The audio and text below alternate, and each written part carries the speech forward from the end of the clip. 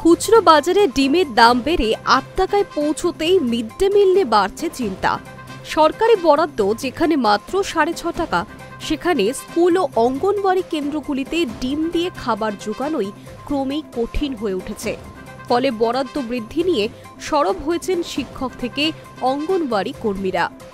Bankura municipal high স্কুলের প্রধান শিক্ষক সাধন চন্দ্র ঘোষের কথায় প্রত্যেক দিন প্রায় ১৫০ জন ছাত্র মিড ডে মিল খায়, বরাদ্দ ১,৫০০ টাকা।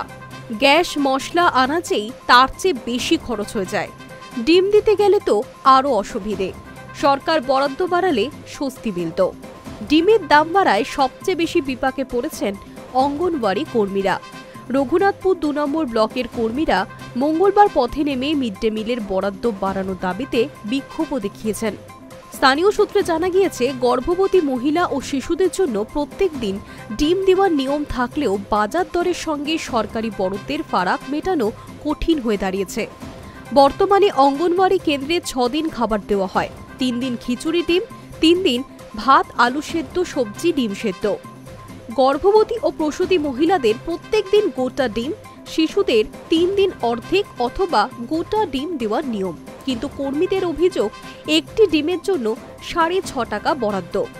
বাজারের দাম এখন প্রায় ৮ টাকা।